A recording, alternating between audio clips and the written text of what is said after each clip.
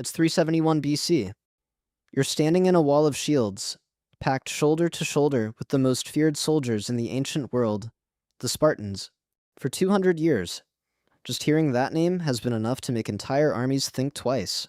You start counting the men around you, because that is what soldiers do before a fight. 10,000 men in this army. You keep counting, only 700 of them are actually Spartan. The other 9,300 are soldiers borrowed from other cities that do not really want to be here. The scariest army in the Greek history is standing on a battlefield, running almost entirely on its own reputation. So, how did it end up like this? To answer that, you need to understand one simple fact about Sparta. It was not really a country, it was a club. And like any club, there were rules to get in, and the rules were expensive. Every Spartan boy was taken from his family at age 7, not sent away to school, taken by the state.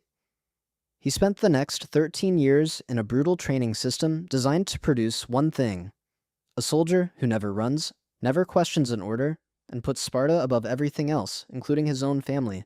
For a long time, this training worked better than anything else in the region. It built the toughest infantry anyone had ever seen, but finishing that training did not automatically make you a full Spartan citizen. You needed 2 more things, and both of them cost money.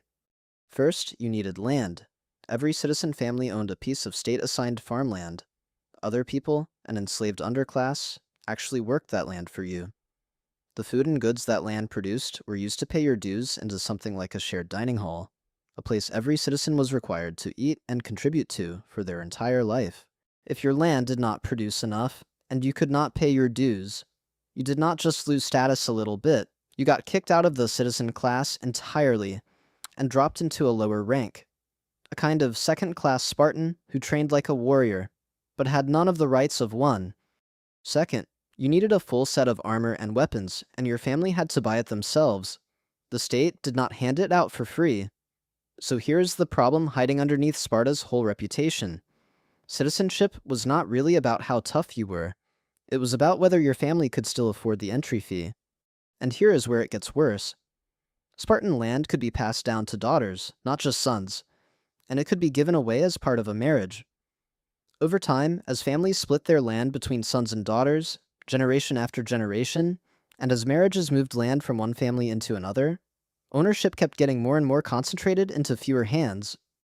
A philosopher named Aristotle studied this problem closely, not long after all of this played out, and he estimated that close to 40% of all Spartan land had ended up controlled by women, concentrated through inheritance and marriage into a small number of wealthy estates. Land does not disappear when this happens. It just stops being spread out to new families, which means fewer and fewer new households had enough land and enough money to pay the dues and buy the armor needed to produce the next generation of soldiers. The numbers show exactly how bad this got. Back in 480 BC, when the Persian Empire invaded Greece, Sparta could field around 5,000 full citizen soldiers for a single battle, backed by thousands more support troops. A little over a century later, Sparta could barely scrape together 1,000. Not because Sparta stopped training warriors, because Sparta ran out of families rich enough to still count as Spartan. There's another layer to this. According to legend, newborn Spartan babies were inspected right after birth by a council of elders, and if a baby looked weak or unfit, it could be left to die out in the mountains. It is a brutal detail, and whether every part of it is true or not, the underlying pattern behind it is not in question. Sparta was filtering people out from the very start of life, and it kept filtering them out later, at age 7 when training began, and again as adults when the bills came due. The cutoff was real. It just kept moving later and later as fewer families could afford to clear it. Picture a Spartan household, in the years when this decline was quietly picking up speed. A father sits outside his home, doing the math on what is left of his family's land, after it was split between him and his sisters when they got married. This year's harvest barely covers his dues at the shared dining hall. There is nothing left over for a bronze breastplate, a helmet, leg guards, and a shield. The full kit his son is required to show up with at age 7, just to even start training. His son finishes 13 years of the harshest military training on Earth, and his son still does not become a full Spartan citizen, because the family cannot afford the equipment citizenship requires. The son keeps everything he learned. He loses his vote, his land rights, his place in the front line. Now imagine that happening to family after family, generation after generation, all across Sparta. That is the real math sitting behind the battlefield we opened with. So, when Sparta marched out in 371 BC, those 700 citizen soldiers were not a clever strategy. They were simply what was left. On the other side stood a general from the rival city of Thebes named Epaminondas, and he had done something almost embarrassingly simple. He had actually studied how Spartans fought. For 200 years, Sparta had used the exact same battle formation, because it worked every single time, and because nobody who fought them survived long enough to figure out a counter. Epaminondas broke the pattern. Instead of spreading his soldiers out evenly like everyone always did, he stacked his best 50 rows deep on one side and rammed that column straight into the section of the Spartan line, where the king himself was standing, guarded by what remained of Sparta's best citizen soldiers. That side of the Spartan line collapsed. The Spartan king was killed on the spot. It was the first time in living memory that a Spartan army had lost a major battle, and it happened at exactly the point where Sparta's shortage of real citizens was thinnest and most exposed. The damage did not stop with the battle.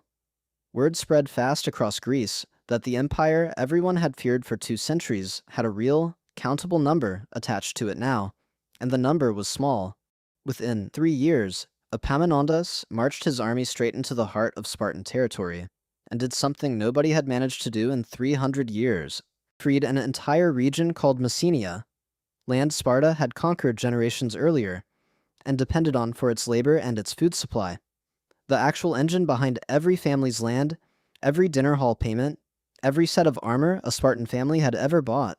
A new city was founded right there on Sparta's old breadbasket. Sparta did not just lose a battle that day, it lost the entire economic system its citizenship had quietly been built on top of. Sparta never got the math back after that. It shrank, it squabbled with itself. More than a century later, one last desperate king tried something earlier generations had always refused, redistributing land and freeing enslaved workers to rebuild the citizen class from the ground up. It came too late, and it came from a ruler more interested in holding on to power than in fixing things honestly. Rome crushed him, and what was left of Spartan independence went down with him. The final chapter in Sparta's military story is not even a battle. About 600 years after the fight we opened with, a raiding force swept down through Greece during a period of chaos in the region, and Sparta, the city whose name alone used to stop armies in their tracks, got looted along with everyone else in its path. There was nothing left of the old system to stop them. Here is the actual lesson sitting underneath all of this. Sparta did not lose because its soldiers got weak.